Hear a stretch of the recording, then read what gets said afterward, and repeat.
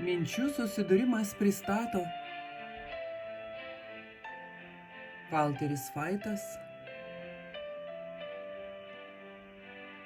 ir Martinas Smitas. Martinas Liuteris. Mirtina žaizda. Didysis prabudimas. Naujovės. Antrasis Vatikano suvažiavimas. Popiežius Pranciškus ir Laudato Si. COVID-19 pandemija. JAV rinkimai. Rusija prieš Ukrainą. Izraelio karas prieš Hamas. Trumpas prieš Haris. Kas naujo, profesoriau? Sveiki atvykę į dar vieną Kas naujo, profesoriau laidą. Sveikas, Martinai. Hello, Martin. Sveiki, Valteri. Labas. Okay? Kaip jūs laikotės? Viskas gerai? Jaučiuosi labai linksmai. Gerai. Ar esate pasiruošę susidurti su ledkalniu? Ne, atrodo, kad laivas pramušė ledkalnį. Norėčiau, kad jis prasimuštų taip toli. Bet atrodo, kad tas laivas galėtų tai padaryti, tiesa? Taip. Na, pranašystė sako, kad taip ir bus. Pažiūrėkime. Pradėkime maldą. Mūsų dangiškasis Tėve, dėkoju, kad dar kartą mūsų vedė. Dėkojame už galimybę dalyvauti šiuose diskusijose ir prašome, kad dabar apšviestų mūsų protus ir padėtų mums tai įveikti Jėzus vardu. Amen. Martinai, manau, kad pasiekėme tašką, kai naujienos kiekvieną dieną papildo istoriją. Dabar nebe klausimas ar, tai tik klausimas kada. Seniai sakiau, kad mes nenorime būti naujienų agentūra, bet dabar naujienas naudojame tik tam, kad parodytume, kaip viskas vyksta ir pildosi pranašystės. Taip. Mes tikrai labai įdomiai lekiame link šio ledkalnio. Na, pažiūrėkime, kaip mes stovėsime. Net nežinau, ar prieisime prie to, kaip mes stovėsime, atsižvelgiant į visus vykstančius dalykus, bet tiesiog pažiūrėkime. Ar tu stovėsi? Taigi, Martinai, mes kalbėjome apie šią naują situaciją, kai visame pasaulyje yra bažnytinės valstybės ir praeitą kartą kalbėjome apie tai, kaip jos pradeda tai įgyvendinti. Kaip Abraomo susitarimas sudaro erdvę sambūviui su Izraelio valstybe ir aplinkinėmis islamo šalimis ir jos įtraukia savo religinės ir politinės sąjungas. Ir jos nori gyventi pagal šariato teisę. O tada yra situacija Europoje ir Jungtinėse valstijose.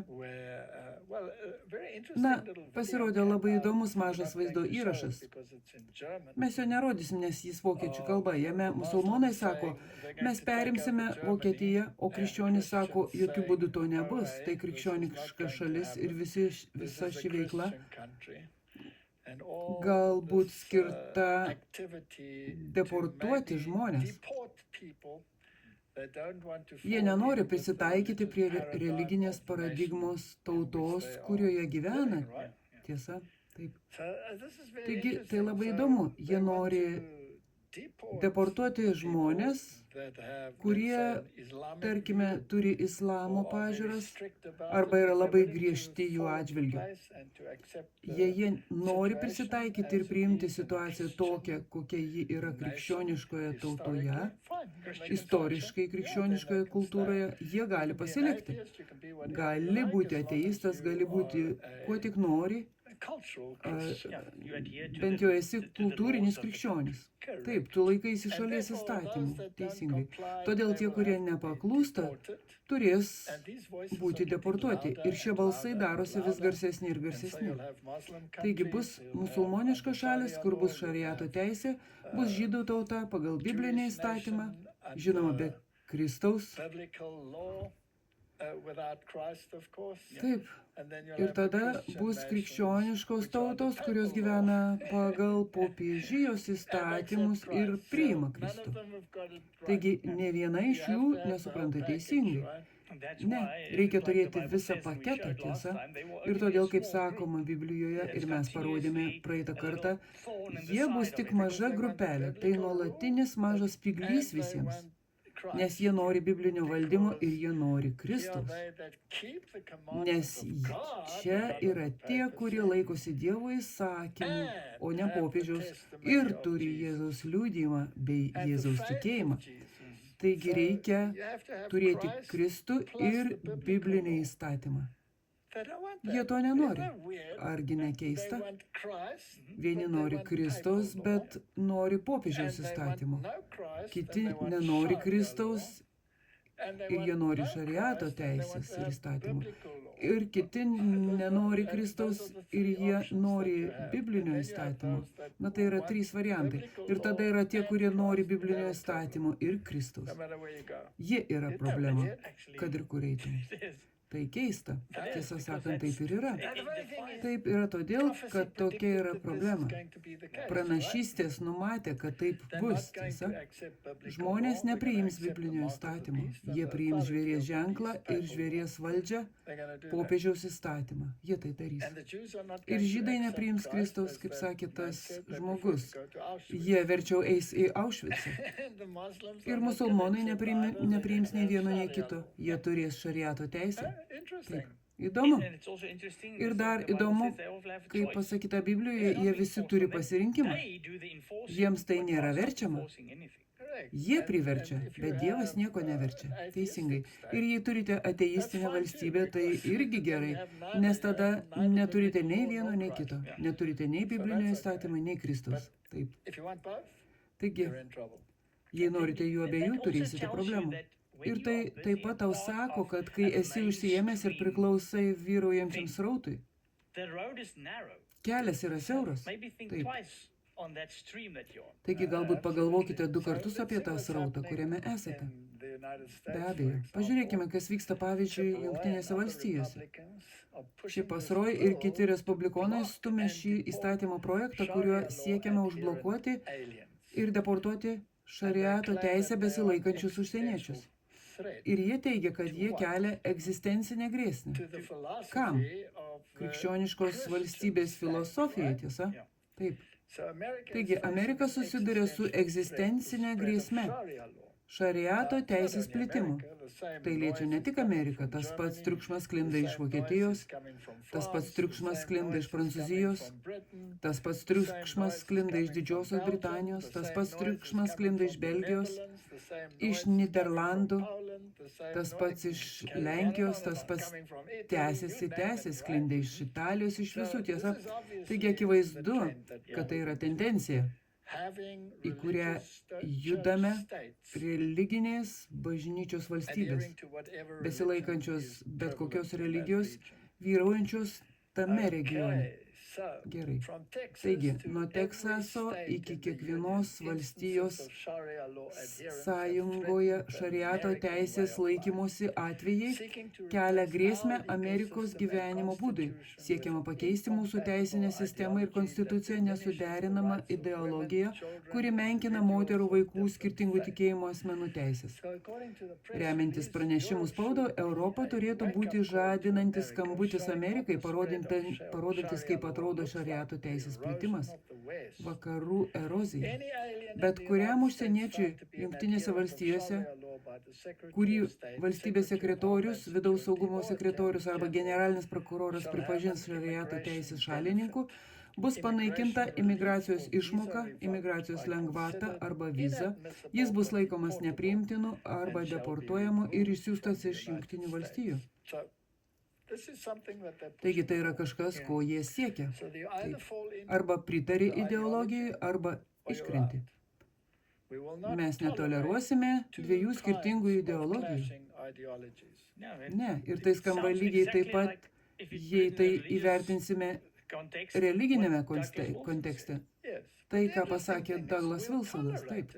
Bet įdomu tai, ką jie sako, mes toleruosime, jei tai skiriasi regioniniu požiūriu. Bet ne vienas regionas netoleruos tų, kurie laikosi Dievo įsakomų ir laikosi Jėzaus liudijimų. Jie niekur nepriimtini. Ne, jie bus dyglys kūne. Taigi, Izraelis giria Trumpą kaip šiuolaikinį Kyrą didįjį. Ir klausimas, ar tai buvo pranašiška? Žinoma, tai yra žydų valstybės įkūrimas. Taip, tai yra be Kristaus, tiesa. Taip, pagal apibrėžimą. Ir visas evangelikų pasaulis to trokšta, meldžiasi už tai ir laimina Izraelį, kad tai įvyktų. Ar tai turi prasmę? Ne, neturi prasmės. Nes jie iškreiptai supranta, ką sako pranašystis. Jie mano, kad tai turi įvykti, kad antikristas galėtų ateiti ir atsisėsti šventykloje. Taigi krikščionys mano, kad Mesijas atėjo. Žydai mano, kad jų Mesijas neatėjo. Jis tikrai nebus Kristus. Taigi, kas jis bus, Martinai? Ir įdomu tai, kad kai kurie tiki, kad Mesijas yra Kristus. Taip, net tarp žydų. Jie laukia nacionalinio išvaduotojo. Taip. Bet Biblijoje sakoma, kad jis bus išvaduotojas iš nuodėmės ir ves į teisumą. Tiesa? Taip. Jie nori įkurti karalystę. Taip. Visi nori fizinės karalystės. Prieš Kristui ateinant ir atkuriant. Gerai. Nes jis atkurs ir tada bus karalystė. Taigi tie, kurie trokšta karalystės, kurią įkurs Kristus, bus priešingoje pozicijoje su tais, kurie nori ją įkurti dabar jo vardu. Taip. Nes akivaizdu, kad jis atrodo nepajėgus to padaryti. Mes tai padarysime už jį. Taip. Argi jie netgi sako, kad jie tai padarys, o tada jis galės ateiti ir valdyti. Pažiūrėkime, apie ką šis vaizdo įrašas. Tiesiog ėjau atgal į savo viešbutį ir aptikau štai ką. Wow, jie vadina Trumpą Kyru didžiuoju. Kyras didysis gyvas. Wow. Tai neįtikėtina. Jūs stovite prieš Izraelio žmonės ne kaip dar vienas Amerikos prezidentas, o kaip žydų istorijos milžinas. Tas, kuriam turime atgręžti 2,5 tūkstantmečio atgal, kad rastume paralelę. Kyras didysis. Jūs, prezidentė Donaldai Trumpai, esate kolosas, kuris bus įamžintas istorijos panteone. Po 1000 metų, ponė prezidentė, žydų tauta jūs prisimins. Mes esame tauta, kuri prisimena. Tai toli gražu ne vietinė kova, o pasaulinė kova. Kova tarp ekstremizmo, radikalizmo ir fundamentalizmo jėgų bei laisvės, nepriklausomybės ir demokratijos jėgų. Pasauliui dabar reikia ne pataikautojų, kurie maitina krokodilus, tikėdamėsi, kad jie bus suėsti paskutiniai, kaip neseniai matėme JT generalinėje asamblėjoje. Beje, prezidentė Trumpai, jūsų komanda patikrino teleprompterę, ji veikia puikiai. Ko pasauliui dabar reikia? Pasauliui dabar reikia daugiau lyderių, kurie yra drąsūs, ryžtingi, stiprus ir narsūs. Pasauliui reikia daugiau Trumpų. Dabartinis nežydų mesijas buvo pasirinktas tarnauti žydų tautai ir žydų mesijų.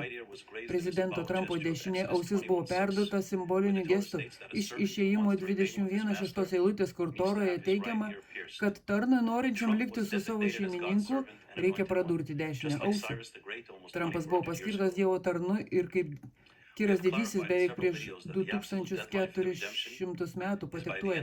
Keliose vaizdo įrašuose paaiškiname, kad absoliutus atpirkimo terminas 5787 žydų metų pabaiga, kurie atitinka 2027 metus spalio 2 dieną, 1167 dienos nuo šiandien. Ir aš turiu rimtą pagrindą manyti, kad Donaldas Trumpas buvo pasirinktas atpirkti savo nuodėmės, pasiūlydamas savo pagalbą atkuriant šventąją šventyklą ant šventyklos kalno ir įkuriant žydų karalystę visai žmonijai Jeruzalei. Martinai, tas vyras turėtų turėti problemų už tai, kad paminėjo 27-uosius. Ką jis ten veikia? Nežinau, ką tas vyras veikia. 2027 ši data taip pat labai įdomi, nes žydų kalendorius atrodo keliais šimtais metų per trumpas, tiesa? Taip, nes pagal Biblijos chronologiją 2027-aisiais turėtų būti maždaug 6000 metų. O jiems šiek tiek trūksta. Taigi, kas ten nutiko? Prašau, paaiškinkite. Taip, jei pastudijuosite istoriją, pamatysite, kad jie neskaičiuoja Medo-Persų istorijos laiko. Jie įskaičiuoja tik tremties laikotarpį. Taigi, jie neturi tų laiko blokų, kurių neįtraukia. Jei juos įtrauksite, tada data bus ta pagal Bibliją, o ne ta pagal žydų kalendorių. Tiesiog patikslinimo dėlį. Labai gerai. Tai labai įdomu. Taigi, Martinai, turime Kyrą ir jis pasirūpins, kad žydai turėtų savo valstybę. Įdomu tai, kad Kyras didysis leido atstatyti šventyklą. O Darijus po jo, po to, kai Darijus pašalino netikrus smerkėjus, kurie bandė sutrukdyti Kyro dekretui atstatyti šventyklą, Darijus suteikė jiems savarankišką politinę sistemą. Tiesa? Bet jie vis tiek buvo pavaldus bendrai tautos valdžiai. Taigi, kai jie paskelbė, kad vėl gali būti savarankiški, jie vis dar buvo savarankiški po bendru šios pasaulinės politinės galios skėčių. Ir tai bus pasaulinė politinė galia, kuri turės palaikyti taiką. Nesvarbu, ar tai vadinsime jungtinėmis tautomis, ar kaip be pavadinsite, jie turės palaikyti taiką. Taigi yra susitarimas, ir tai yra Abraomo susitarimas. Tai yra tas, kad jie yra laisvi tol, kol telpa po tuo skėčiu. Tai turi tilpti į sistemą. Taigi jūs galite išlaikyti savo religiją ir politinę struktūrą, kaip norite, o mes išlaikysime savąją, nes senovės žmonės tikėjo, kad dievybės buvo regioninis. Gerai.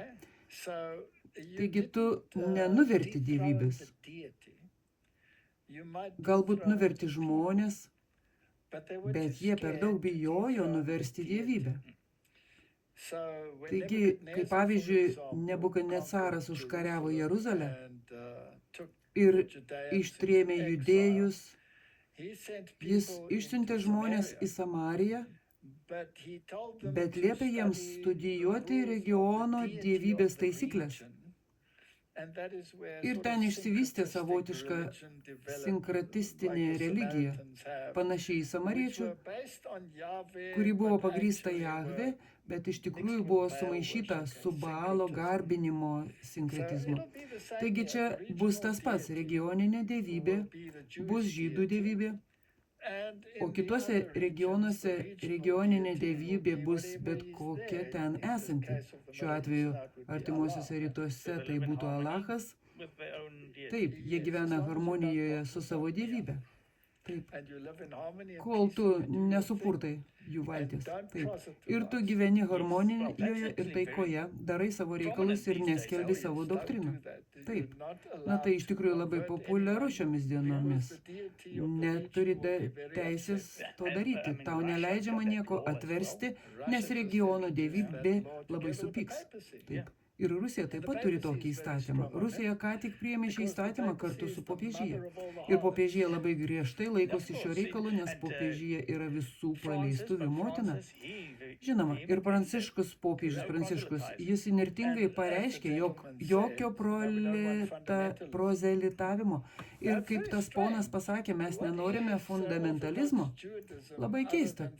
Kas yra ortodoksinis judaizmas, jei ne fundamentalizmas be Kristaus?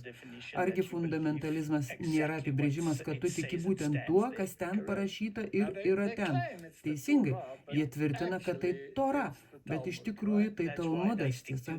Todėl jie to ir laikosi ir nenori pajudėti. Taip, nes aš buvau Jeruzalėje ir daug kartų pasakojau šią istoriją, kai vienas rabinas, išgyvenęs sunkius laikus, norėjo nedidelės aukos, o aš jį pastačiau į nepatogią padėtį, sakydamas, kad paaukosiu jam, jei jis šiek tiek su manimi pasikalbės, kas juos labai trikdo. Bet poreikis buvo didesnis nei trikdymas. Taigi jis atsisėdo su manimi ir aš norėjau pakalbėti apie Danielio, apie Izaijo 53 skyrių. Ir jis taip įsiuto. Ir aš norėjau sužinoti, kodėl jis taip įsiuto. Jis pasakė, aš neturiu teisės aiškinti šventojo rašto. O, tai skamba pažįstamai. Tik rabinas turi teisę aiškinti šventąjį raštą. Ir atminkite, tas katalikas, kurį rodėme praeitą kartą, pasakė, tik bažnyčia, tik popiežius turi teisę aiškinti šventąjį raštą, o jūs turite tylėti. Jums neleidžiama skaityti. Tipiška. Taigi jūs turite galimybę skaityti, bet jums neleidžiama ją naudotis. Tad kokia prasmė duoti žmonėms Bibliją? Tad neduokite jos jiems. Tiesiog duokite jiems katekizmą. Tada, ką popiežius apie tai sako, o tai visada yra visiška nesąmonė, bet turi būti atsargus, nes nesi teologas, nesuprasi tiesioginio prieštaravimo dviejose Biblijose. Tai labai geras pastebėjimas, Martinai. Reikia būti teologu, kad suprastum du prieštaravimus ir kad juos suderintum. Taigi visur tas pats mąstymas. Gerai, taigi leisk man užduoti tau klausimą, kol apie tai kalbi. Ar Abraomo susitarimas pats savaime nėra prieštaravimas? Žinoma, nes tai yra susitarimas tarp tų, kurie priima Kristų ir tų, kurie jo nepriima. Ir argi Biblijoje neparašyta, kad galite būti dvasinio Izraelio ir Abraomo palikuonių dalimi tik tada, kai priimate Kristų? Martinai, pasaulis per daug painus. Šiuo metu pasaulyje turime Kirą didįjį, remiantis šiais šaltiniais. Pasaulyje turime didįjį taikdarį. Ir visą tai primena, mato 24 skyrių, ar ne? Taip, taigi yra visa tai, o tada vis dar veikia Hegelio dialektika. Nes reikia pakeisti mąstyseną, tiesa. Tam reikia Hegelio dialektikos ir tada yra tokių, kurie sako, kad jam turėtų būti skirta Nobelio taikos premija. Taip. O tada jie ją atiduoda kam nors kitam ir pažiūrės, kas tada nutiks. Man didelė garbė būti susijusiam su tiek daug žmonių. Taigi žmogus, kuris šiandien gavo Nobelio premiją, man paskambino ir pasakė, kad priimu šią premiją jūsų garbei, nes jūs to tikrai nusipelnėte. Tai labai malonus poelgis, aš nesakiau, o tada atiduok ją man, nes manau, kad ji galbūt taip ir būtų padariusi. Ji buvo labai maloni ir aš jai padėjau visą laiką, jiems reikėjo daug pagalbos Venesueloje. Iš tiesų, jiems reikia pagalbos ir jis tikrai padeda. Ir mums didelė garbė, kad prie mūsų prisijungė Marija Karina Machado, naujoji Nobelio taikos premijos laureatė. Marija, sveikiname. Ir papasakokite mūsų žiūrovams, kodėl nusprendėte skirti šį apdovanojimą prezidentui Donaldui Trumpui.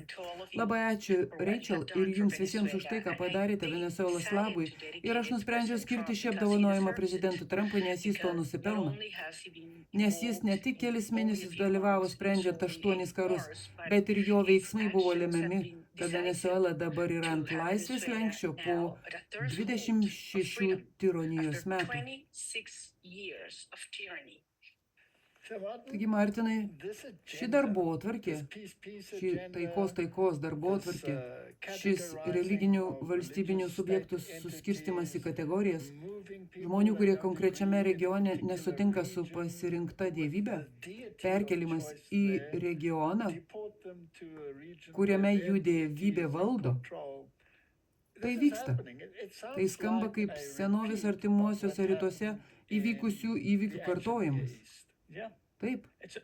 Tai iš tikrųjų yra Kiro laikų įvykių kartojimas ir visa kita. Gerai. Ir įdomu tai, kad Trumpui kandidatuojant į prezidentus, jis neigė esąs projekto 2025 dalis. Taip, jis netgi neigė, kad apie jį žinojo.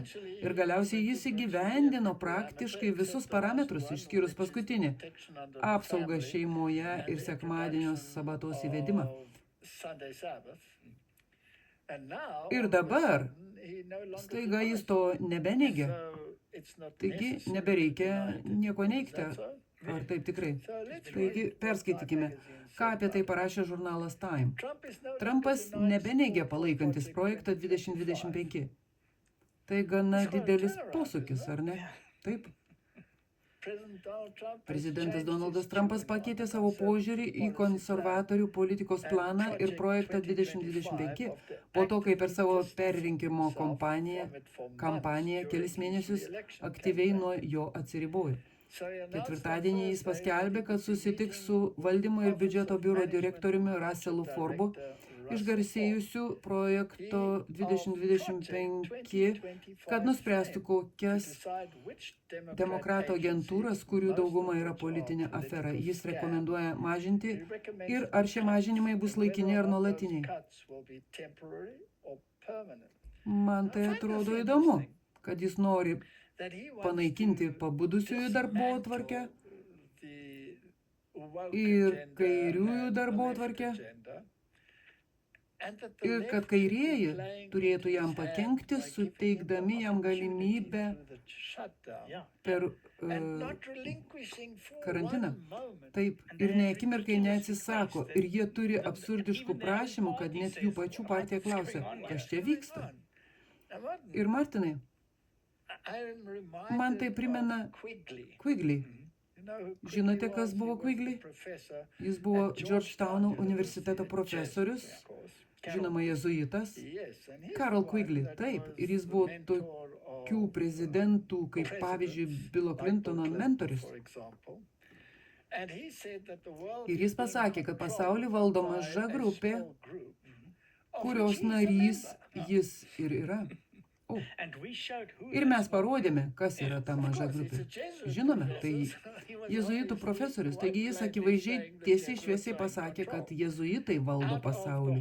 Tiesa. Įdomu tai, kad jis taip pat sakė, jog dviejų partijų sistema iš esmės yra apgaulė. Taip, tai hegeliška dialektika. Ir jis pasakė, kad tai yra tam, kad būtų galima atsikratyti niekšų ir pakeisti politiką, bet iš esmės užkulisiuose, kai jie patenka į savo masonų kambarėlius ir jėzuitų mažas rekolekcijas bei enklavus, politika sprendžiama ir ar ji bus vykdoma, ar iš kairės, ar iš dešinės, visa tai nesąmonė. Taigi jis tai pasakė. Aš šiek tiek pagražinau, bet jis pasakė, kad dviejų partijų sistema iš tikrųjų yra kooperatyvinė. Ir tai matyti, kaip pavyzdžiui, Trumpas įvedė mokesčius ir prekybą, finansus, kairieji rėkė kaip išprotėję. O kai atėjo Bidenas, jis visiškai nepakeitė politikos. Jis tiesiog tęsė. Taigi akivaizdu, kad jei jis rėkė kaip išprotėjęs, kodėl jis jos nepakeitė, tiesa? Tai nebuvo dėl didesnio tikslo, tai nebuvo dėl didesnio bendrojo gėrio. Įdomu. Taigi jie kūrė uždarimą, kuris suteikia Donaldui Trumpui galimybę atsikratyti visų agentūrų, kurios jam kelia problemų. Taip. Tai kuri iš jų negaus finansavimo? Visos tos, kurios priklauso kairiesiems. Bet kairieji tam padeda. Ar tai logiška? Ne. Turiuomenį, nebent tai būtų plano dalis. Yra planas. Turiuomenį, jie gauna finansavimą kariuomeniai, bet jis nori kariuomenės. Gerai, Martinai, jei kairę kontroliuoja maža grupė, kuriai priklausė Quigley, jėzuitai, ir dešinę kontroliuoja ta pati grupė. Ar tai neįdomus žaidimas? Taip, štai kodėl mes visada sakome, kaip sako ir pranašystė dvasia, neįsivelkite į tai. Nesileiskite įtraukiami ir būkite stebėtojais. Nepaisant Trumpo pakartotinių tvirtinimų, kad jis nieko nežino apie projektą 2025, jis palaikė glaudžius ryšius su daugeliu jo autorių, iš kurių keli dirbo jo administracijoje, įskaitant Vochtą. Ir jis skiria jiems aukštas pareigas, kur sprendimų priėmimas yra neatsiejama klausimo dalis, tiesa.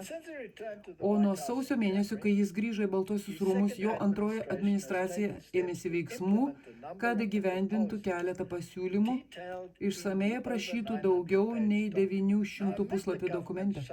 Vyriausybės uždarymo metu Trumpas toliau siekė įgyvendinti projekto 2025 tikslus, sumažinti federalinę darbo jėgą ir išplėsti savo vykdomąsias galias. Ir regis atvirai pritarė šiam planui. Jam suteikiama nuostabi galimybė opozicijos, kuri iš esmės turėtų norėti užkirsti jam kelią, daryti visus šios dalykus, bet ji to nedaro. Taip, iš tikrųjų tai sustiprina situaciją kitų pretekstų. Įdomus žaidimas. Taip. Aš niekada nemėgau politikos, bet dabar taip įdomu stebėti. Ar galite ją pateikti remdamiesi tuo, ką sako Biblija? Ką tik sakėte, kad Quigley sakė, jog ją valdo maža grupė, abi pusės. Bet Biblijoje taip pat sakoma, kad jie visi sėdi prie to paties stalo. Jie sėdi prie to paties stalo, jie puikiai kalbasi, šiaurės karalius ir pietų karalius. Ir tada, Martinai, šiek tiek įdomios istorijos. Konfederacijos statula buvo vėl pastatyta Vašingtone po Trumpo vykdomo įsakymo. Kokia tai buvo statula? Žinoma, ši statula buvo pašalinta po pasipiktinimo su judėjimu juodaodžių gyvybės svarbios, nes dalyvaujantis asmuo Albertas Paikas, škotų dešiniųjų 33 laipsnio masonas, parašęs Moralę ir dogmą, iš esmės masonų Bibliją, dalyvavo kuriant Klukso klaną. Taigi akivaizdu, kad visoje šioje istorijoje yra daug rasinės įtampos. Jie pašalino tą statulą ir įdomu, kad Donaldas Trumpas įsakė ją atkurti, tiesa. Nacionalinių parkų tarnyba rugpjūtį paskelbė, kad statulą vėl pastatys, kad atitiktų 2 prezidento Trumpo pasirašytus vykdomosius įsakymus. Buvo atliktas didelis darbas jai atkurti. Parkų tarnyba teigia, kad statula pagerbė Paiko vadovavimą masonijai. Įdomu. Ne kaip armijos generolą, o masonų generolą. Joje nebuvo paminėtas jo laikas konfederacijos armijoje ir jo darbas siekiant užkirsti kelią juodaodžiams vyrams ir moterims įgyti teisę balsuoti. Pats Paikas tarnavo negarbingai. Jis griebėsi ginklų prieš Jungtinės valstijas, pasisavino lėšas ir galiausiai buvo sugautas ir įkalintas savo paties kariuomenės. Ne anksčiau, nei jis tapo masonų herojumi. Ir kai aš buvau toje 33 laipsnio masonų šventykloje, tas masonas ant manęs užriko ir pasakė, tu stovi ant šventos žemės. O aš pasakiau, kas čia tokio švento? Tai Paiko kapas. Gerai. Taigi, jo kaulai buvo šventi ir aš niekur to neskaitau šventajame rašte. Taigi man nekilo problemų vaikščiant po tą šventą reljefą. Tačiau žvėrių sistema taip pat vadovaujasi tą pačią filosofiją. Žvėries sistema. O taip, tai nuostabu. Nusileidai į kai kurias iš tų Vatikano vietų, ten yra Jono Pauliaus II kapai ir tau telieka atsiklaupti ir melstis. Taigi, aš taip pat buvau Vatikane ir priešais mane stovėjo moteris ir kai ji priėjo prie Jono Pauliaus II karsto, atsiklaupė ir meldėsi. Nežinau, kiek ilgai ji meldėsi, bet gana ilgai. Šveicaras gvardietis stovėjo už manęs ir nieko nedarė. Jis tai visiškai toleravo. Bet aš neatsiklaupiau, nes nemanau, kad tinkama atsiklaupti prie Antikristo kaulų. Taigi aš toliau stovėjau ir turėjau laukti, nes negalėjau praeiti, kol ta moteris neatsikels ir nenueis toliau. Tada aš sustojau nufotografuoti ir šveicaras gvardietis mane pastūmė. Turėjau eiti, bet moteris galėjo melsti, bet aš nesimeldžiau. Taigi buvau nepageidaujamas asmuo. Martinai, akivaizdu, jie labai gerbė šį konkretų asmenį. Tas pats persmelkė visą šį reikalą. Tai persmelkė. Ir kas stovi už masono? Jėzuitai. Kas stovi už iliuminatų? Jėzuitai. Adamas Vaisas, iliuminatų įkūrėjas, jėzuitai. Nėra tokio dalyko, kaip buvęs jėzuitas. Ne, gal tik slaptasis. Taip, nebent jis iš tikrųjų atsiverstų. O tai jau yra nutikę. Ir tada jam gresia kulka. Na, kaip tas jėzuitų kunigas, kuris atsivertė. Ribera. Taip, teisingai. Ir jis turėjo daug įdomių dalykų pasakyti. Aš kartą taip pat skaičiau paskaitą. Manau, kad tai buvo Kanadoje. Galėjo būti ir JAV, bet manau, kad tai buvo Kanadoje. Po paskaitos prie manęs priėjo vyras ir pasakė, kad jis yra jėzuitas. Ir kad mano paskaita jį sujaudino. Ir man tai keista, nes akivaizdu, kad jis ten buvo kaip stebėtojas, bet jis nebuvo inicijuotas jėzuitas. Jis buvo jaunas jėzuitas, taigi kai esi inicijuotas ir perimi priesaikas, yra ir jėzuitizmo lygiai, informuoto ir neinformuoto lygiai. Tai labai panašu į masoniją. Jis pagrįstas tą pačią sistemą ir tada jis pasakė, kad turės permastyti savo pozicijas. Taigi su jėzuitais tikrai galima susisiekti. Nežinau, kas jam nutiko po to, bet tai įdomu. Ir Martinai, net adventistų bažnyčia, kai kuriuose vietose, regis pradeda suvokti situaciją. Nors iki šiol jie buvo gilioje komoje ir giliai miegojo. Knarkimo bangoms aidint virš miesto sienų. Tačiau kai kurie iš jų regis pradeda suvokti situaciją. O Mičigano konferencija išleido labai įdomų dokumentą Poilsis, garbinimas ir valdžia. Tikėjimo pagrįsta darbo ir poilsio vizija kelia bažnyčios ir valstybės klausimus dėl JAV darbo politikos ateities. Tai turi būti per darbo politiką. Taip, nes profesinės sąjungos turi būti įtrauktos, tiesa. Jonathanas Berry, paskirtas JAV darbo departamento darbo teisės advokatų, parašė projekto 2025 politikos darbotvarkės darbo teisės skyriui. Tai stebėtina medžiaga. Tai tiesiog nuostabu. Turiuomenį, jei sudėliotume dėlionę ir tos dalis pradėtų dėliotis, būtumėte toks patenkintas. Tai tas pats. Šis puikiai tinka. Tarp kelių pasiūlymų jis rekomenduoja iš dalies pakeisti sąžiningo darbo standartų įstatymą, kad būtų reikalaujama mokėti už viršvalandžius, už darbą atliktą šabo dieną, kuri apibrėžiama kaip sekmadienis, arba kita religinių apeigų diena. Tai būtų būdas pagerbti ilgametės religinės ir kultūrinės tradicijas susijusias su savaitės poilsiu. Jei Berry bus patvirtintas, jis eis darbo departamento vyriausiojo teisininko pareigas, turinčias nepriklausomus įgaliojimus vykdyti daugiau nei 180 federalinių darbo įstatymų. Taigi Martinai skiriami žmonės, kurie laikysis darbotvarkės ir jie yra projekto 2025 asmenys. Net jei Trumpas nesako taip, aš įgyvendinu projektą 2025. Jis tai daro savo veiksmais. Teisingai. Ir paskiria žmonės, kurie galėtų tai padaryti jo vardu. Stebėtina. Prisimeni, Martin, kai šis naujasis popiežius Leo tapo Amerikos popiežiumi, sakėme, kad jo darbotvarkė bus Rerum Novarum. Taip. Nes todėl jis pasirinko savo darbo teisės pavadinimą, o jo pirmtakas parašęs Rerum Novarum sakė, kad valstybė privalo vykdyti sekmadienio įstatymus. Tad paklausykime, ar kažkas vyksta užkulisiuose. Jau turime asmenį vyriausybėje, kuris turėtų įgyvendinti projekto 2025 metų įstatymus. Pažiūrėkime, kas dar daroma. Jūs kalbate apie $140,000 ir pokyčius. Jūs kalbate apie tai, o ne apie $37,000. Aš tiesiog prisimenu jūsų nuorodą į Rerum Novarum, asmens orumą.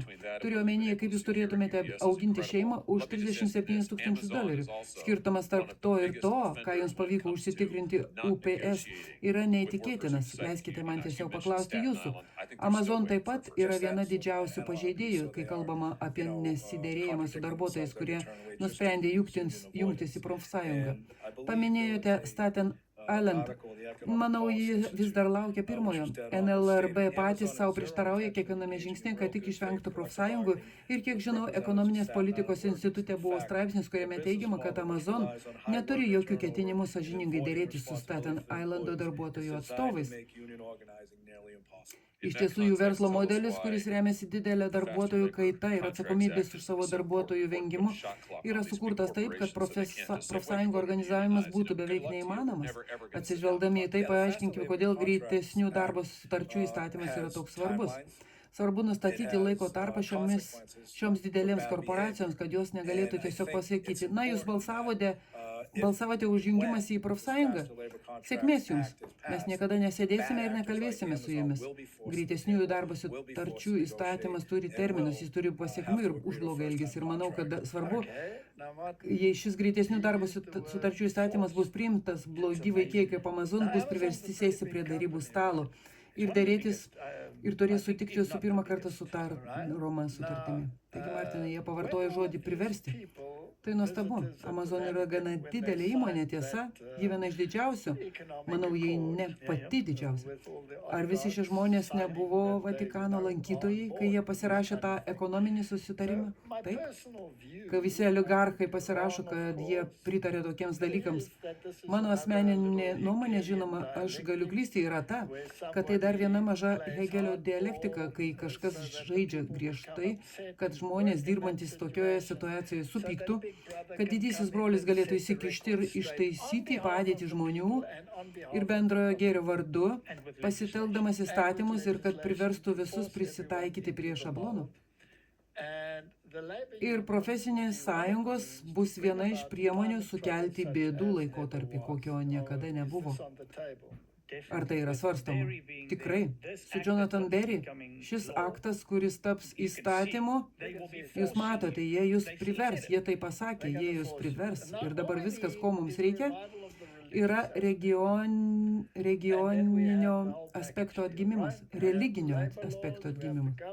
Ir tada turėsime visą paketą, turime darbo įstatymus, turime vyriausybę ir bažnyčią įtrauktą į šį vienpusį eismą. Ir mes būsime krikščioniška tauta Jungtinėse valstijose, o europiečiai pažvelgs ir sakys, žinote ką, mes taip pavargome nuo savo situacijos, kad norime pasekti jų pavyzdžių. Mes norime atsikratyti visko, kas nesutampa su kultūrinė krikščionybė, ir mes taip pat tapsime krikščioniška tauta, ir turėsime savo įstatymus, ir būsime laimingi, nesvarbu, ar esame ateistai ar ne. Mes su tuo sutiksime. Gerai. Taigi, jums reikia, kad bažnyčia vėl prisipildytų. Ir jums nereikia senelių, jums reikia žmonių, kurie gali laipioti barikadomis. Na, atgimimai ir reformacijos visada buvo vykdomos jaunimo. Gerai, taigi Z vyrai stebėtinai gausiai grįžta į bažnyčią, tikėjimo atgimimo akivaizdoje. Tuo metu, kai Amerika kovojo su mažėjančiu bažnyčios lankomumu, netikėtas pokytis privertė pastorius ir tyrėjus kalbėti apie naujo atgimimo galimybę. Z karta buvo žinoma kaip mažiausiai religinga karta, tačiau nauji skaičiai rodo, kad jauni žmonės nepaiso šios tendencijos. Jie grįžta į bažnyčią. Bažnyčios atsakymas yra nepritaikyti savo žinią prie laiko, o skelbti, mokyti ir ginti Biblijos tiesą tvirtai, bet su meile. Įdomu tai, kad jie negina Biblijos, jie gina tradicijas. Taip. Deja, yra tokių balsų. Ir aš visiškai sutinku su tuo, ką jis čia sako. Bet reikia priimti viską kaip visumą, imti visą dalyką. Biblijos pardavimai 2024 metais šoktelėjo 22%, palyginti su mažiau nei 1% spausdintų knygų augimu, remintis Circana knygų skenavimu. Taigi, Martinai, jie skaito Bibliją, bet laikosi tradicijų. Deja, nes kai jie skaito Bibliją, jie to nedaro. Ir aš jiems užjaučiu, nes pats taip elgiausi prieš keliarius metus. Skaitai Bibliją ir tada šiek tiek supranti, ką jis sako. Tada nueini ir paklausi pastorius, klausai jį ir tada jis tampa norma, o ne tai, ką sako Biblija. Kirkas įkvėpė Z kartą keisti vakarėlius malda, nes kolegijos studentų sąjunga įžiebė tikėjimo atgimimą, sako ekspertai. Šiandien perskaičiu, kad Erika Kirk sako, kad jos vyras, kad jaučia, jog jos vyras bendrauja ir nustato tendencijas tam, kas vyksta ir planuoja ten danguje. Ir tai labai stebėtina, nes tai iš esmės yra spiritizmas. Taip, tiesa. Ir Little Light Studios netaip seniai sukūrė labai įdomią seriją šią temą. Ir galbūt žmonės galėtų ją pažiūrėti. Galbūt tu įdėtum nuorodą, nes jie atlieka puikų darbą, kad mums nereiktų kartoti, ką jie sako, kodėl tai yra spiritizmas. Visoje šalyje esančios brolijos keičia alų į Biblijas, nes universiteto studentai po konservatyvaus aktyvisto Charlie Kirko nužudymo atsigręžė į krikščionybę. Judėjimas išplito visoje šalyje, neseniai įleidęs šaknis Kappa Sigma brolijos namuose. Tai yra visos slaptų draugijų organizacijos, veisimosi jų vietos. Žinoma, kur yra maži slapti ritualai, slapti rankų spaudimėlį, tai iš esmės masoniška. Taip, tai laiptukas. Jie turi daug poskirių, kurie yra jų traukos portalai, kur jie juos įtraukia, paskiria į vadovaujančias pareigas ir išsiunčia. Taigi, tai vyksta Rytų Karolinos universitete Šiaurės Karolinoje. 10 kolegijos studentų susirenka vakariniai maldai, todėl jie tai vadina vilties naktimi. Manau, kad jaunam žmogui lengva manyti, jog visas gyvenimas dar prieš akiją, sakė Elksas. Bet kai viešai iškeliamas ne ką vyresnis už juos žmogus, kuriuo jie žavisi, manau, jiems lengva kelti daugiau klausimų ir įsitraukti, tiesa. Na, mes taip sakėme, kai pirmą kartą sukūrėme visą šią seriją, šią temą, kad šis nužudymas neabejotinai bus katalizatorius. Taip. Ir tai vyksta dabar. Jei panagrinėsime mūsų situaciją šioje šalyje, mūsų vyriausybė iš esmės taip pat yra alijansas su profesinėmis sąjungomis. O taip, labai oficialiai. Kiek laiko užtrunka organizuoti barikadas ir revoliucijas? Vieną dieną, tiesa. Vienas telefono skambutis ir viskas. Taigi tokie dalykai gali įvykti labai greitai. Taip, labai greitai.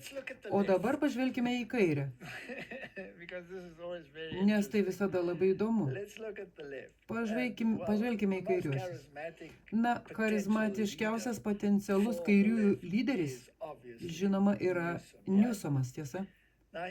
Jis remiasi šventuoju raštu, puolant Republikonų partiją dėl karantino turinčio įtakos maisto pagalbai. Jis tai vadina žiaurumu kaip politika. Žinoma, dešinieji daro tai, ką daro, o kairieji rėkia dėl to, ką jie daro. Ir pažiūrėkime, kas čia nutiks, nes man tai atrodo labai įdomu.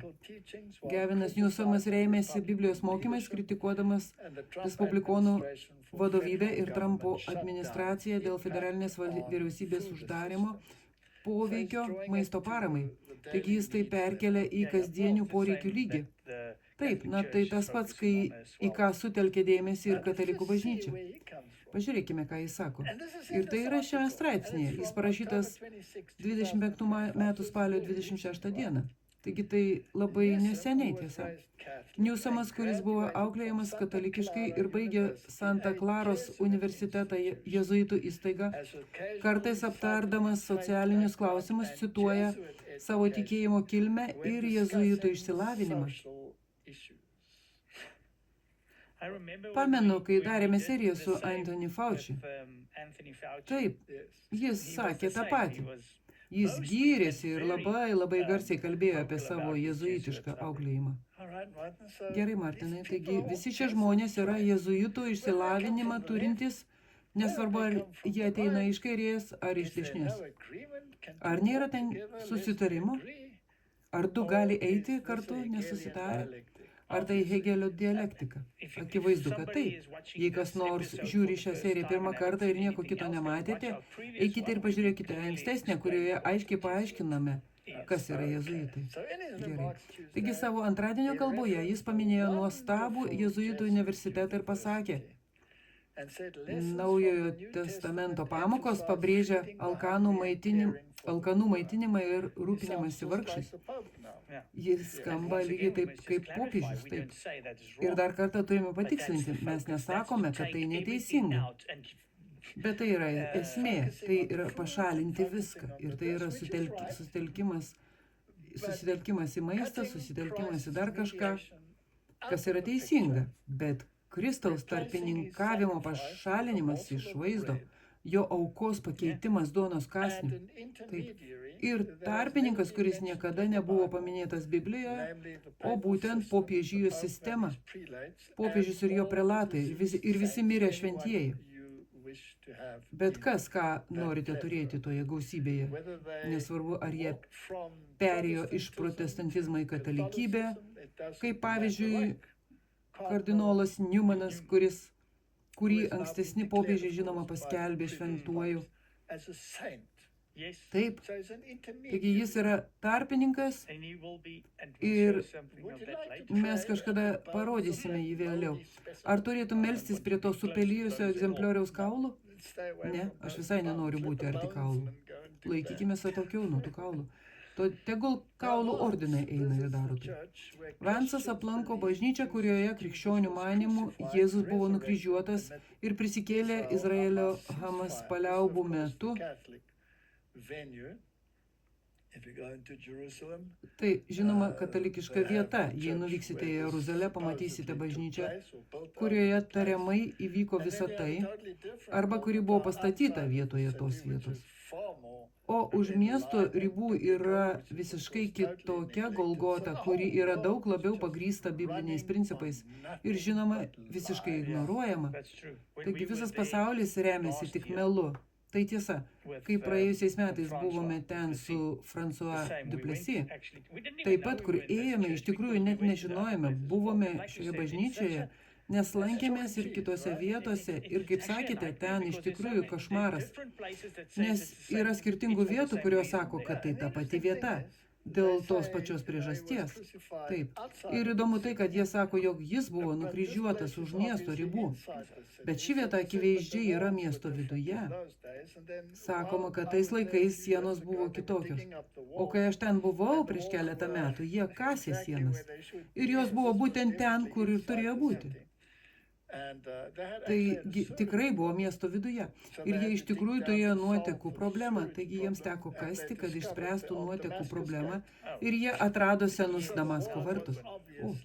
Taigi siena akivaizdžiai buvo daug žemiau, o ten, kur ji buvo, ši vieta yra netikra, visiškai netikra. Bet tada katalikybė yra labai daug netikrų dalykų. O kaip dėl La Scala, Martinai, Santa La Scala, tie laiptai, kurie neva vedė ten, kur pilotas sakė, štai vyras homo. Ir tada vieną dieną šie laiptai stebuklingai atsirado Romoje, angelų perkelti. Ir tada jie pastatė šį pastatą, šią bažnyčią.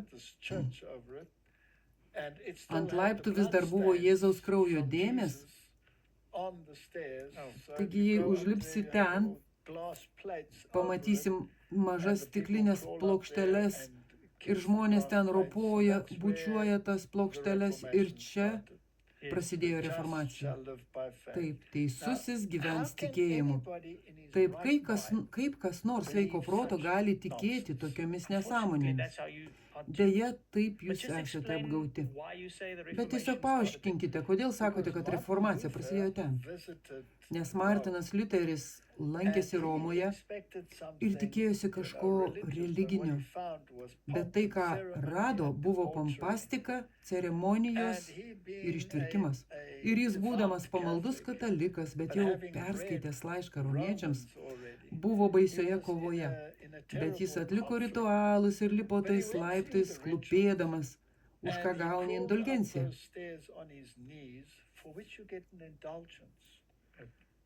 Kitaip tariant, gauni atlaidus nuo savo nuodėmių apmokėjimo, nors Kristus už jas sumokėjo. Ir akivaizdu, kad jis apie tai galvojo, lipdamas aukštyn. Ir tada jam atėjo apsireiškimas, kad teisieji nebus apdovanoti ropšdamiesi, klupodami ir bučiuodami netikrus laiptus, netikras plokštės ir netikrus kraujo lašelius, kurių ten niekada nebuvo, ypač po 2000 metų. Ir tada jie aplankė tai ir žodžiai aidėjo jo galvoje, teisusis gyvens tikėjimu. Tikėjimu kuo? Užbaigtais Jėzaus Kristaus darbais. Man nereikia savęs bausti, jis buvo nubaustas už mane. Izaijas 53 skyriuje visiškai aiškiai pasako, kad jis sumokėjo už mane. Jo žaizdomis esu išgydytas. Man nereikia savęs bausti, kad tai padaryčiau. Ir tada jis atsistojo pusiaukelėje, jis neužbaigė.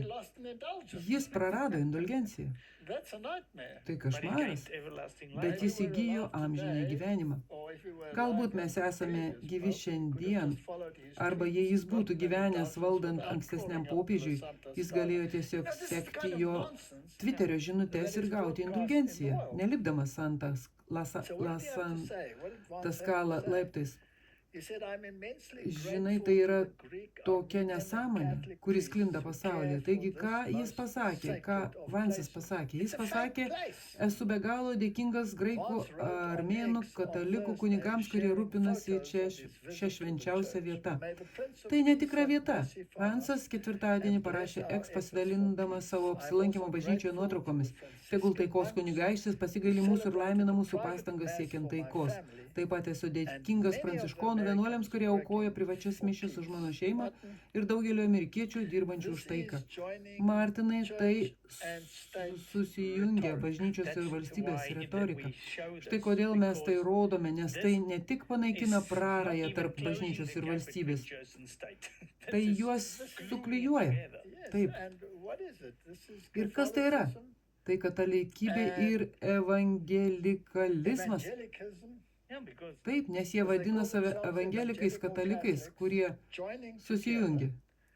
Kame susijungia?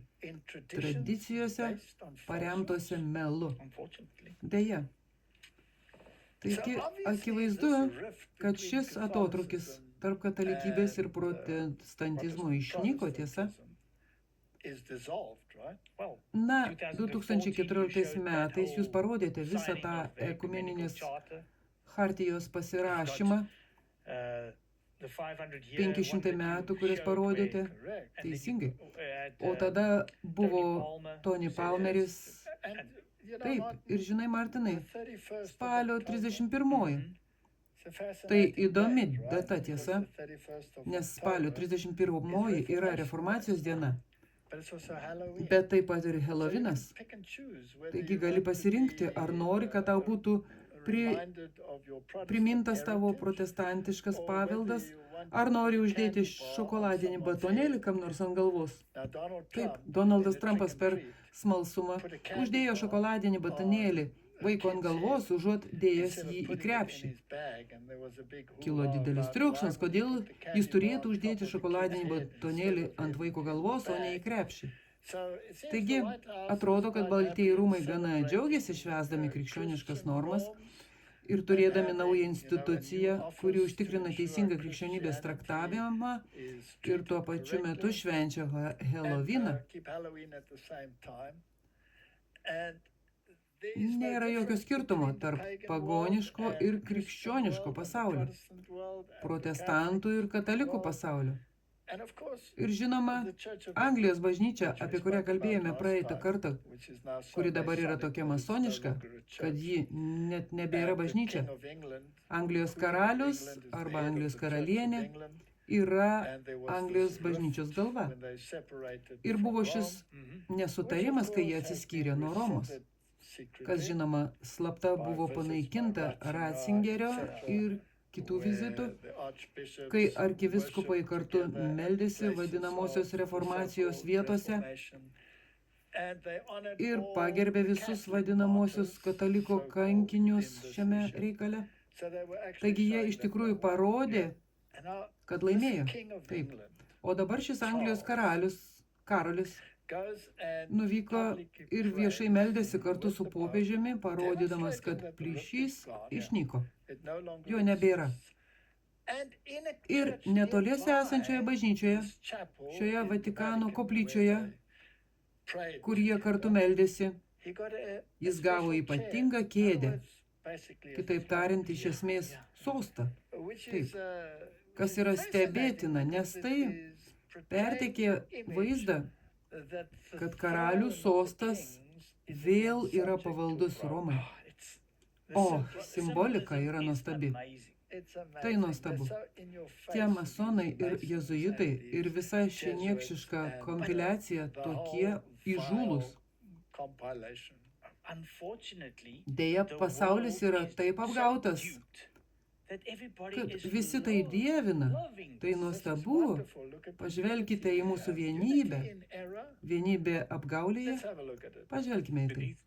Po paskutinio Mikelandželo teismo, kur dangus ir žemė regis susijungė dažuose ir šviesoje, atsiskleidė kažkas nepaprasto. Karalius Karolis III šimtmečius trukusio susiskaldymo paveldėtojas atsiklaupė melstis šalia popiežiaus Leono XIV, po tomis pačiomis šventomis lubomis, kurios kadaise buvo popiežių konklavos ir šventųjų karūnavimo liudininkai. Pirmą kartą per 500 metų anglikonų ir katalikų tradicijų dvasiniai vadovai meldėsi kartu vieningai. Tai nebuvo tik karališkas vizitas, tai buvo malonės stebuklas susitikęs su istorija, gyvas liudijimas, kad susitaikymas įmanomas net tarp institucijų, kadaise draskomų išdidumo, galios ir skausmo. Karališkųjų chorų ir šventų psalmių pripildyta Siksto koplyčia tapo daugiau nei šedevrų, ji tapo žmogaus sielos veidrodžiu. Teismo ir gailestingumo freskos žvelgia žemyn, kai du tikėjimai kadaise atskirti doktrinos pakėlė savo balsus vienoje maldoje. Lotynų kalba susitiko su anglų kalba, Roma susitiko su Kanterberiu. Buvo įdomu girdėti, ką jie sakė, kai anksčiau jie nesutarė dėl doktrinos, dabar doktrinos atidėtos į šalį ir vyksta ekumeninis susitikimas. Argi nenuostabu? Doktrina nėra svarbi. Taigi nustumkime Jėzų į šalį dėl mūsų masonų jezuitų susitarimų. Taip, prisimenate, ką sakė Tony Palmeris. Jis pasakė, Dievas sutvarkys visas mūsų doktrinas, kai užlipsime į viršų. Tai stebėtina. Taip, taigi, ką Vatikano naujienos pasakė šio klausimu? Na, karalius Karolis dalyvauja ekumeninėse pamaldose Siksto koplyčioje. Šis vizitas žymėjo istorinį momentą anglikonų katalikų santykiuose, kokio nebuvo per 500 metų. Kelionė žymėjo dvi temos – krikščionių vienybė ir rūpestis aplinka. Argi neįdomu? Vėl turime dvi nesąmonės. Vienybė klaidoje ir aplinkosaugos problemos paremtos melu. Taip, nuostabu. Iš pradžių planuotas balandžio mėnesį vizitas buvo atšauktas dėl popiežiaus Pranciškaus prastos sveikatos, bet dabar žinoma jis įvyko ir neturime pamiršti Laudato Si. Taip, nepamiršto, Martinai, nes popiežiai yra neklystantis.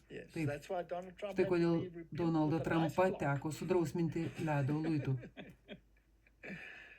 Jau nuo pat pamaldų pradžios giesmės buvo akivaizdi krikščionių vienybės ir ekumenizmo tema. Originalų tekstą parašė šventasis Ambrozijus, Milano bažnyčios mokytojas. Jį išvertė šventas Jonas Henry Newmanas. Jonas Newmanas, bjauriausias protestantizmo sutverimas ir atskalūnas. Tas, kuris įvedė Oksfordo judėjimą, pakeitė protestantų požiūrį į Kristaus kaip aukščiausios aukos priėmimą, sugrąžino altorių, Jėzų pakeitė duonos kąsnių ir transubstanciaciją, panaikindamas teiginį, kad viena auka jis amžiams padarė tobulą. Ir šis asmuo buvo apdovanotas tapdamas kardinolu katalikų bažnyčioje. Jis buvo toks pabudęs, kad būtų puikiai pritapęs kai kuriuose šiuolaikinėse visuomenėse. Taip. Tai buvo tikroji protestantizmo žlugimo Oksfordo judėjime pradžia. Taigi, šis Newmanas pusę savo gyvenimo buvo anglikonas, prieš atsiversdamas į katalikybę, kuo aš ne akimirkai netikiu, jis buvo jėzuitų infiltratorius, kiek aš suprantu, ir jis puikiai atliko savo vaidmenį ir buvo apdovanotas. Taip. Karalius Karolis dalyvavo anglų teologo kanonizacijos ceremonijoje 2019 metais. Būtent apie tai ir kalbėjau anksčiau, kad kai šventą Džoną Henriką Newmaną lapkričio 1 dieną popiežius Leonas paskelbė bažnyčios mokytoju. Dabar jis bus bažnyčios mokytoju. Martinai, matote, ar jis padarė ką nors gero popiežiui? O taip, jis buvo popiežius gynėjas ir už tai jam buvo atlyginta. Bet jo kaulai supelyja, o mirusieji nieko nežino. Jis tikrai neužtarė nieko kaip šventasis. Taigi, Martinai, ar jis bus apdovanotas už savo nuopolį, ar miegos 1000 metų ir gaus antrosios mirties nuosprendį? Laimiai, mes tai paliekame aukštesniam teismui. Taip, amen.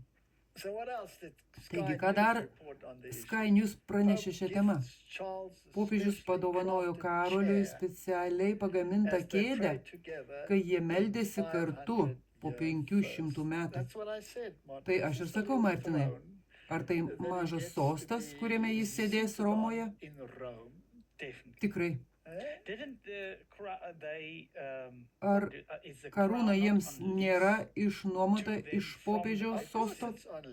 Žinoma, kad jį išnuomota. Tai didžiausios laisvių chartijos dalis. Dabar jie tiesiog duoda jam mažą sostą, kad jis galėtų ateiti ir atsisėsti šalia pagrindinio sosto. Jis gali turėti patogią vietą savo užpakaliniai daliai. Ir jis gali būti šalia pagrindinio sosto. Popiežius yra pagrindinėme soste. Šiandien pirmą kartą per 500 metų Britanijos monarchas viešai meldėsi su popiežiumi. Karalius ir karalienė prisijungė prie popiežiaus Leono XIV ekumeninėse pamaldose Siksto koplyčioje. 2 dienų vizitas prie šventojo sosto buvo suprantamas kaip labai reikšmingas karaliui asmeniškai, kuris labai jo laukė, nes jau seniai domėjosi tarp konfesinių dialogų. Taip pat buvo laukiamas dėmesio nukreipimas nuo pastarojo metu sulaukusio neigiamo dėmesio karaliaus broliui, princui Andriu.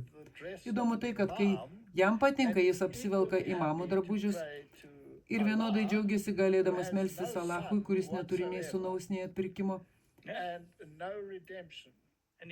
Ir jis taip pat dėvi vienuolio drabužius. Prisimenate, jis pakeitė, kad jis nėra vieno tikėjimo gynėjas. Dabar jis yra visų tikėjimų gynėjas. Tikėjimų, taip.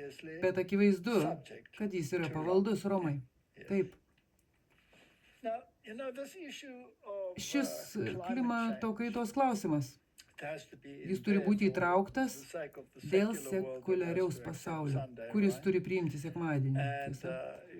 Ir buvo šis įdomus atvejis su Greta, kuri atrodo yra tai klimato kaitos šalininkė, o paskui vėl palestiniečių šalininkė, o paskui vėl klimato kaitos šalininkė, ar bet kažko kito, kur ką tik sugalvotų. Ir tada yra antigretos aktyvistai, kurie bando atverti burnas ir pasakyti, kad ji kalba nesąmonės. Ir čia yra ši jauna moteris Vokietijoje, kuri baiminasi dėl savo gyvybės, nes priešinasi šiai nesąmonių darbotvarkiai. Ir įdomu, kad Elonas Muskas remia jos prieglobsčio prašymą. Argi tai ne įdomi dialektika? Taip, žinoma.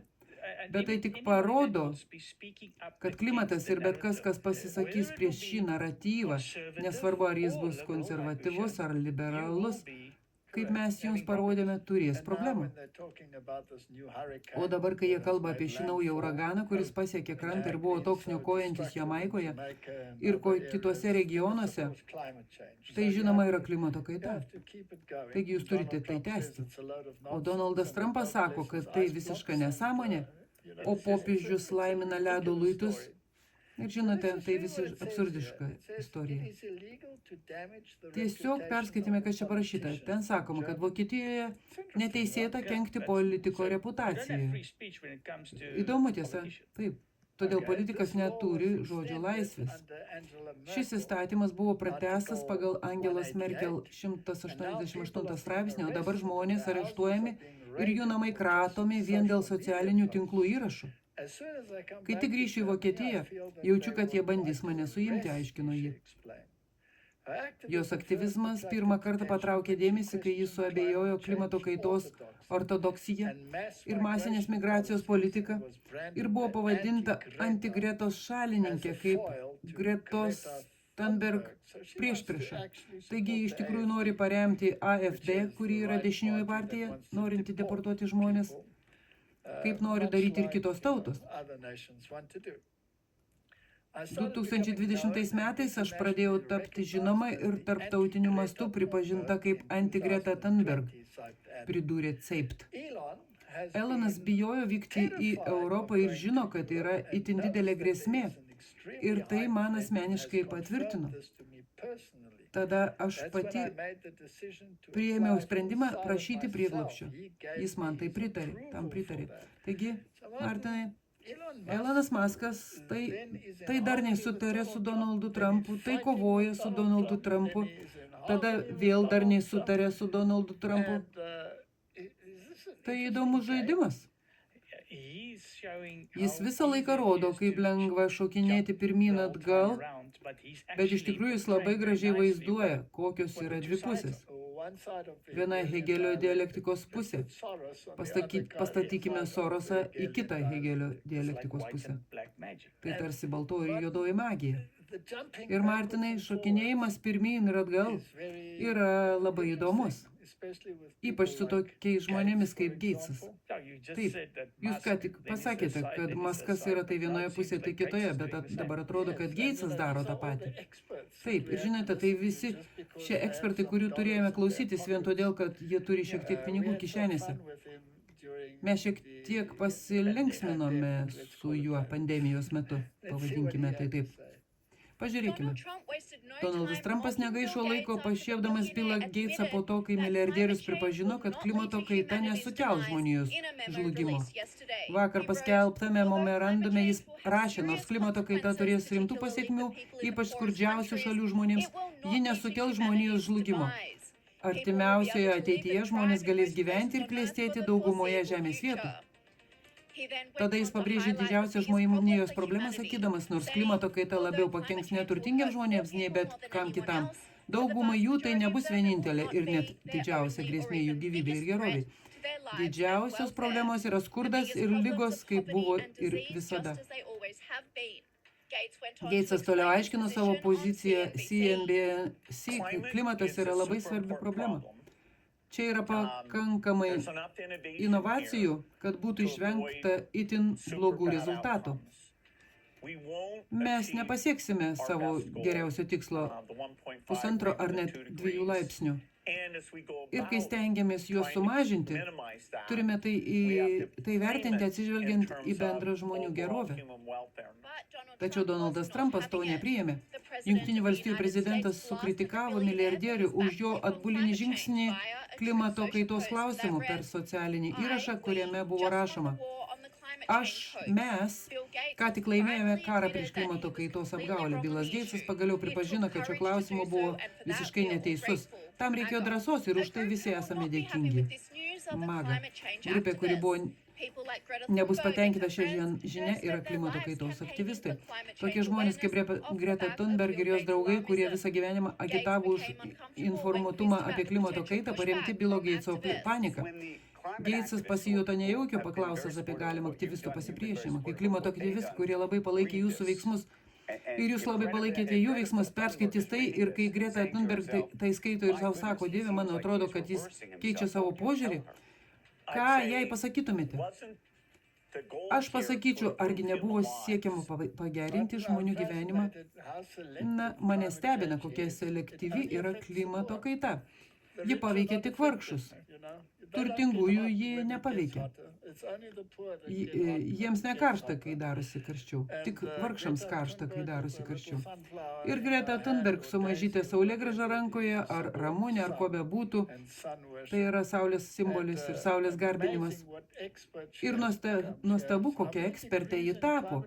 Kiek laipsnių turi klimato kaitos srityje, Martinai? Ne vieno. Visiškai nieko. Išskyrus tai, kad ji turi kitų slaptų draugijų suteiktas priemonės tai darbotvarkei pavaizduoti. Taigi mes nenorime jos atsikratyti, mes dabar turime kitą darbotvarkę. Bet norime ją laikyti kabinete, kad galėtume ją ištraukti, kaip prireiks. Na, tai tik tam, kad parodytume, jog net jei Bilas Geitsas nuspręstų pasukti 180 laipsnių kampu, princas Čarlzas, Karolis ir popiežius to nepadarė. Jie susitiko ir kalbėjo apie tai dėl Laudato Si, tai vis dar egzistuoja. Nemanykite, kad tai dingo. Taip. Taigi apibendrinkime tai, o tada panagrinėsime kitus aspektus. Pirma, žmonija yra susiskaldžiusi į religinius politinius blokus, kur dievybės bus garbinamos pagal tradicijas.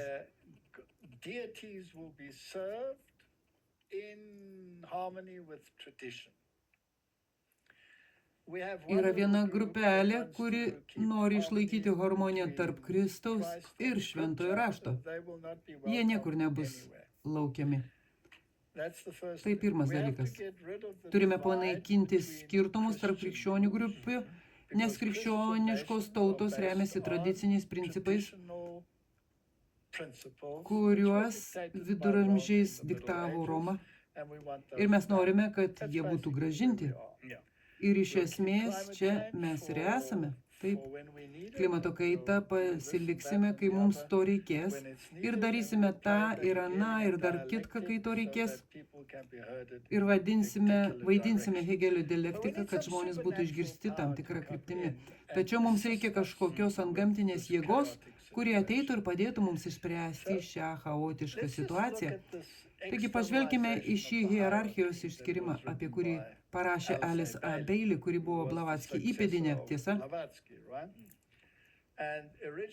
Iš pradžių tai išleido Lucis Trust, kas yra iš tikrųjų sumažinimas ankstesnio pavadinimo, kuris buvo Lucifer Publishing House, bet tai buvo per daug akivaizdu, todėl jie pakeitė pavadinimą į Lucis Trust, kuris iš esmės reiškia tą patį. Tiesiog priminimas, ką jį pasakė. Ji pasakė, ir tai iš esmės yra tuoj po 19 amžiaus, taigi vyksta didis ir naujas judėjimas, vyksta didžiulis sąveikos ir interaktyvumo padidėjimas. Tai tęsiasi iki 2025 metų po Kristus. Atminkite, kad ši moteris yra Liuciferio kanalas, velnio. Per daugelį metų, nuo dabar iki tol, bus matyti labai dideli pokyčiai vykstantis dideliame hierarchijos visuotinėme susirinkime. Tai yra demoniškos jėgos, kuris, kaip įprasta, rengiamas kiekvieną šimtmetį bus 2025 metais. Labai tikėtina, kad bus nustatyta pirmojo hierarchijos išplėtimo etapo data. Tai gali reikšti daug dalykų. Tai gali reikšti ir tai taip pat įdomu, tai pirmasis etapas, tai dar nebaigtas dalykas. Iš esmės pirmasis etapas. Kas yra hierarchijos išplėtimas? Tai reiškia, kad kažkas, kas nebuvo išorinis, tampa išoriniu. Tai gali reikšti, kad demoniškos jėgos iš tikrųjų fiziškai pasireikš. Tai yra vienas aspektas. Arba tai gali reikšti, kad jų užkulisinė veikla taps akivaizdi. Taip, jų planai. Jų planas taps akivaizdus. Dabartinis ciklas nuo dabar iki tos dienos techniškai vadinamas pirmtako etapu. Tad ar galime manyti, kad jei okultinė darbotvarkė vyksta pagal grafiką, mes esame nebe pirmtako etape, o įgyvendinimo etape? Taip, tai neabejotinai metai, kai tai turėtų įvykti, ir tai yra pirmasis etapas. Taigi akivaizdu, kad mes turime pamatyti tam tikrus judesius. Teisingai. Ar mes dirbame pagal Grigaliaus kalendorių ir popiežiaus laiko sistemą, ar pagal Bibliją? Nes įdomu, kad Alberto Paiko knyga yra datuota masoniškai ir pagal įprastą datavimo sistemą. Taigi akivaizdu, kad jie naudoja abu. Ir stebėtina, kad masonai naudoja tą patį laiko grafiką, kuris pateiktas Biblijoje. Taip, karaliaus Jokūbo Biblijoje. Ir net teologai to nenaudoja. Jie renkasi nesąmonės sklindančias iš Alex. Taip, taigi Martinai, šis pirmtakas yra parengiamų pobūdžių, testuojantis savo metodus ir plečiamas, kad pasireikštų savo technikomis ir rezultatais. Galite matyti, kad bendrininkai, meistrai, inicijuoti pasaulio mokiniai ir siekiai susiję su hierarchija šiuo metu išgyvena didelio aktyvumo ciklą. Taigi, kas yra šie meistrai? Tai bus pakylėtieji meistrai. Tai bus demoniški vadovai. Tada yra iniciatoriai. Tai yra aukšto rango masonai ir jezuitai, kurie savo dvasinėse veiklose tiesiogiai bendrauja su demoniškomis jėgomis. Ir bus pasaulio mokiniai ir aspirantai susiję su hierarchija. Kitaip tariant, tie, kurie dirba harmonijoje su demoniškais asmenimis. Šiandien žmonės apskritai taip pat garsiai šaukiasi, kad visa hierarchijos gyvenimo kryptis ir jos planai iki šiol buvo atidėti, kalbant apie tam tikrus vidinius ir grinai hierarchinius nutarimus ir paskubinti tam tikrus planus, kurie, jei galiu tai pasakyti, turėjo įvykti kelis šimtmečius vėliau, bet dėl netikėto žmonijos pasirengimo, ar tai nenuostabu? Taip. Taigi, iš tikrųjų, tai galėjo būti paspartinta dėl žmonijos pritarimo, nes kaip gražiai jiems buvo išplautos smegenys. Taip. Tai gali įvykti ne per anksti, o saugiai ir laiko pilnatvėje. Ši laiko pilnatvė, kalbant apie konkretų planavimą, su kuriuo susidurėme, yra nuo dabar iki 2025 metų. Ji gana taikli, tiesa. Martinai, dokumentas 2025, ar tai hierarchijos išplėtimas? Tai parodo jums jų planą. Todėl manau, kad laikui bėgant taps aišku, ką tiksliai tai reiškia. Bet esu visiškai tikras dėl to, ką tik pasakėte, kad projektas 2025 tai planai, kurie anksčiau buvo užkulisiuose, dabar artėja prie apsireiškimo. Šį praktinį pritaikymą ir šią tiesioginę mokymo apie grinosios glamūro iliuzijos ir majos iliustraciją pateikiau todėl, kad visa pasaulio problema šiandien pasiekė krizę ir jos išaiškinimas bus svarbiausia visos pažangos, švietimo, religijos ir ekonomikos tema. Argi mes neturime jų visų kartu dabar? Taip, mes tai matome. Ir mes apie visą tai kalbėjome. Skamba kaip apreiškimo 18 skyrius. Taip. iki 2025 metų. Taigi jie labai sunkiai dirbo ekumeninėme judėjime, kad sukurtų šią religinę vienybę. Jėzuitai savo universitetą daug daro nesąmonių švietimo srityje ir ekonomika irgi tai palaiko. Taip. Štai ir viskas savo vietose. Martinai, ką pranašystės dvasia sako apie tai? Taip, kad galėtume suprasti, kas vyksta. Gerai, paskaitykime. Artėjant laiko pabaigai, vyks vis didesnis ir didesnis išorinis pagonių jėgų paradas. Argi tai ne hierarchijos išraiška? Tikrai.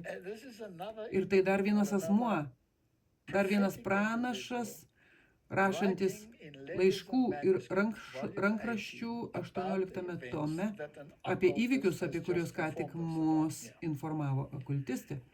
Taip, pagonių dievybės, tai demonai, nes jie nėra dievybės. Jos demonstruos savo signalinę galią ir apsireikš pasaulio miestams. Ir šis apibrėžimas jau pradėjo pildytis. Taigi jie apsireikš. Ir ar tai gali būti daroma darant įtaką valdžioje esantiems asmenims, kad jie įgyvendintų tai, ko nori? Teisingai. Ir kai žmonės tiki, kad jie bendrauja su mirusiaisiais, o mirusieji pagal šventąjį raštą nieko nežino ir neturės jokios dalies niekame, kas vyksta čia šioje žemėje, nes jie miega laukdami prisikėlimo. Tai kas tada maskuojasi kaip šis asmuo? Tai turi būti demonas. Taip. Taigi tai yra demono tiesiogiai bendraujančio su žmonija išorinis įvaizdis. Ir todėl jau yra, kaip jį ten sako, tai jau prasidėjo su Fox seserimis, tai jau buvo labai paplitę jos laikais. Teisingai. Taigi klausimas, kur demonai reiškia savo veiklą, tiesa? Perskaitykime tai. Dievo pristatyti pasaulio valstybių valdančiųjų bjaurūs darbai. Tai yra politinė sistema. Taip. Ar tai yra valdančioji jėga?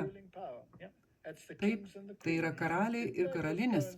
Argi jie tiesiog nenuvyko ir nesėdėjo specialioje kėdutėje pastatytoje jiems Vatikane? Ar tai yra hierarchijos poveikio žmonių protams pasekmė? Tikrai. Kitaip tariant, ar tai nėra tiesioginis Jėzaus Kristaus išpardavimas? Taip, tai yra būdas išoriškai įkūnyti hierarchiją. Gerai. Taigi, pasaulio valdančiųjų valstybių gyventojai, kurie daro ką, Martinai? Kurie jungiasi į slaptas draugijas ir konfederacijas?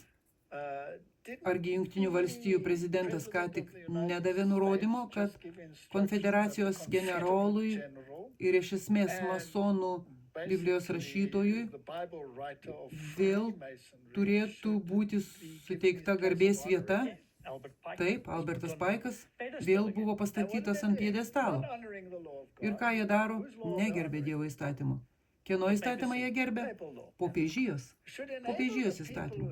Taip, turėtų padėti žmonėms turintiems tiesos šviesą laikytis atokiau nuo šių blogybių.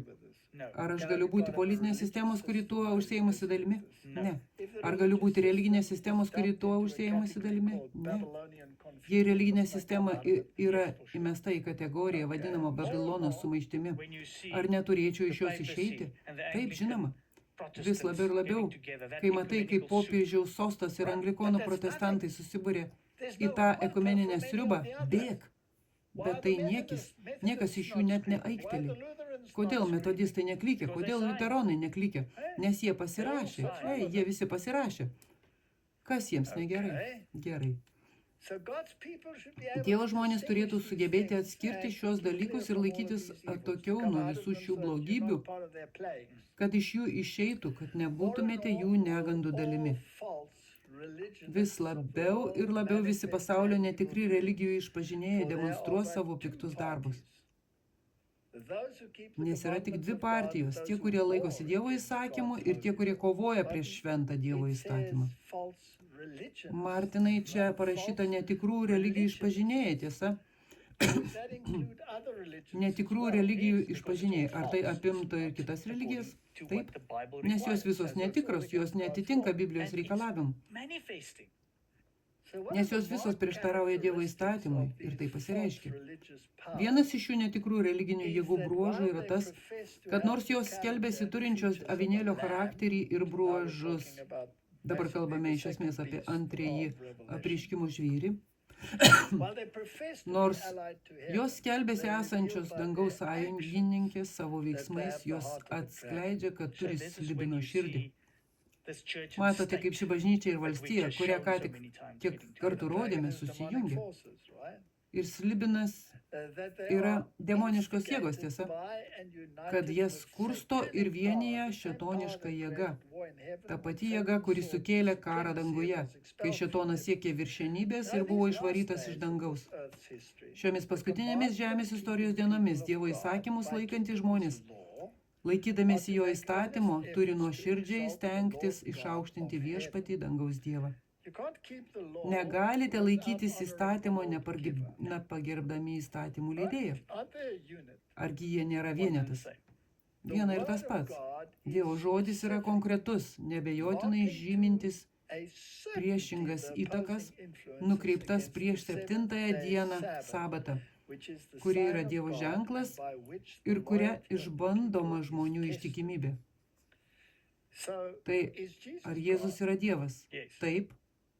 Ar esi tikras? Neabejotinai. Pradžioje buvo žodis, tas žodis buvo su Dievu ir žodis buvo Dievas. Visa per jį atsirado ir be jo neatsirado nieko, kas tik buvo, kas yra atsiradę. Ar ne? Jis yra kūrėjas, Dievas. Ir Edene jis nustatė atminimo ženklą, vadinamą sabata. Ir jis pareiškė esas šabo viešpas, taigi ar jis panaikins sabatą? Ne. Jis jos nepanaikins. Kodėl? Nes aš esu viešpas, aš nesikeičiu. Taigi, Martinai, bet kas kita nei tai yra grynas atpuolimas. Martinai, kai žmonės sako ugningas kalbas politinių religinių jėgų vardu,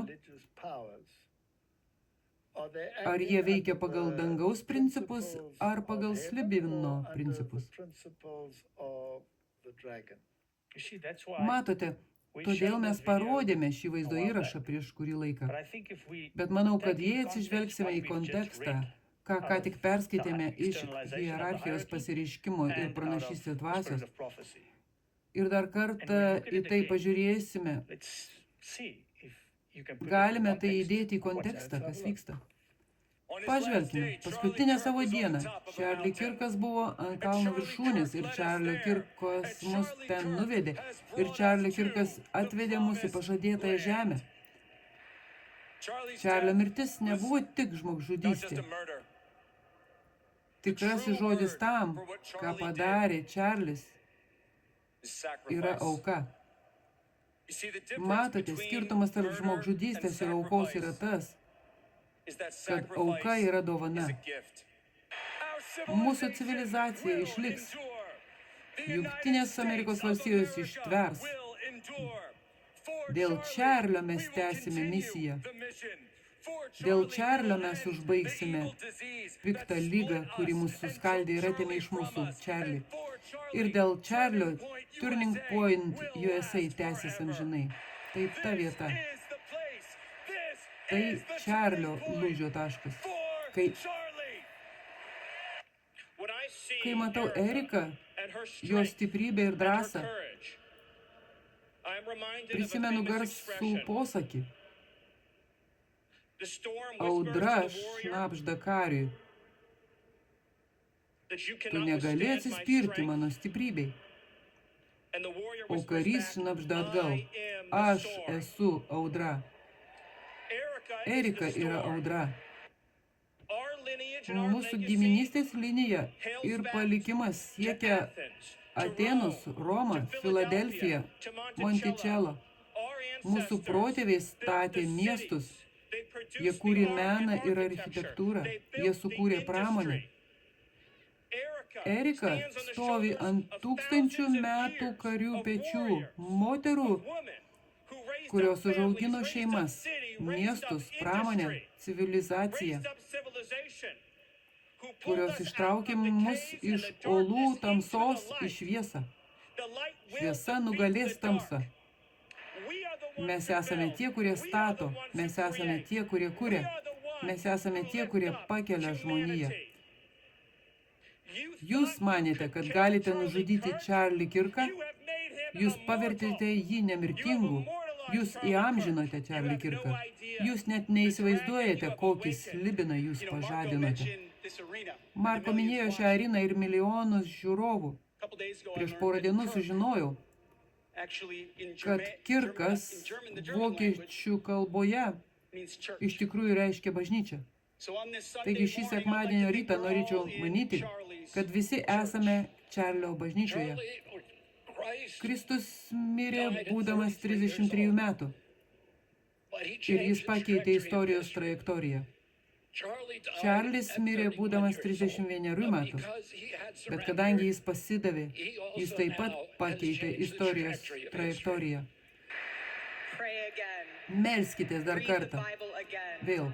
Perskaitykite Bibliją vėl. Eikite į bažnyčią kitą sekmadienį ir dar kitą sekmadienį ir išsivaduokite iš šio pasaulio pagundų ir pančių. Jis buvo misionierius su kilnia dvasia ir dideliu tikslu. Jis neturėjo neapykantos savo priešininkams. Jis norėjo jiems geriausio, štai kur aš nesutikau su Čarliu. Aš nekenčiu savo priešininkų ir nenoriu jiems geriausio. Atleisk, Erika, bet dabar Erika gali pasikalbėti su manimi ir visa grupė ir galbūt jie įtikins mane, kad tai neteisinga. Bet aš negaliu pakęsti savo priešininkų. Čarlis piktai žiūri žemyn, jis dabar pyksta ant manęs.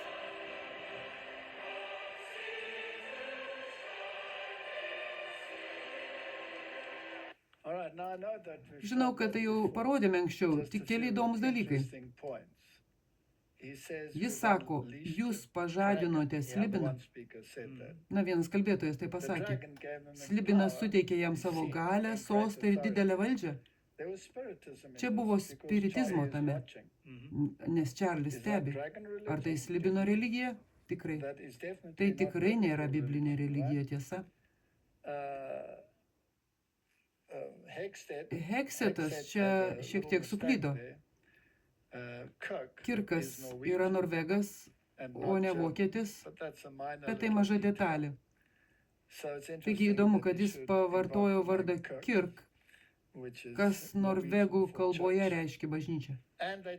Ir jie jį paminėjo nuo pat Romos ir Atėnų ir iš esmės visą Danieliaus statulą. Bet Martinai, kur buvo Jėzus? Niekur. Reikalas toks, kaip jūs ką tik pasakėte, tai rodo kitos pusės galią. Taip, ir jie ketina tai įkurti ir tai tęsis amžinai. Ir žydų knesete jie pasakė tą patį. Jis bus prisimenamas 1000 metų. Martinai, jei pasaulio pabaiga ateis dabar ir tikrasis tūkstantmetis bus įvestas Kristaus ne čia, then he will set up his kingdom, and after that millennium, there will be a resurrection of the unjust in heaven. Ne čia žemėje, o bus kaip teismas danguje, tada jis įkurs savo karalystę. O po to tūkstantmečio bus neteisiųjų prisikėlimas ir neteisiųjų sunaikinimas. Bus sukurtas naujas dangus ir nauja žemė. Tai biblinis modelis, ar ne? Taip. Taigi, kokį modelį mes čia turime? Ar tai neslibino modelis? Tai 100% slibino modelis. Kodėl Trumpas visą laiką sakė, kad tai Amerikos aukso amžius? Gerai. Jei tai slibino modelis, ar tai hierarchijos išraiška? Man praktiškai žiūrint, tai mes ir matome. Bet ar gali būti ir tiesioginė demoniškos galios apraiška? Taip, nes šėtonas taip pat turi tam tikrų planų. Žinoma, jis turi tam tikrų planų. Ir galiausiai jis pasireikš pats, bet mes palauksime tuo momentu. Pažiūrėkime, kas dar įdomaus yra naujienose, kalbant apie kitas apraiškas. Naujai paskelbtame vaizdo įraše, kurį nufilmavo JAV dronas Reaper, matyti rutulys prie Jemeno krantų. Staiga kairėje ekrano pusėje matote, kaip atskrenda Hellfire raketa, pataiko į neatpažintą objektą ir atšoka nuo jo. Kai sulėtiname vaizdo įrašą, matote, kaip Hellfire raketa toliau keliauja savo keliu. Trajektorija tampa aiškesnė iš šio atitolinto kampo.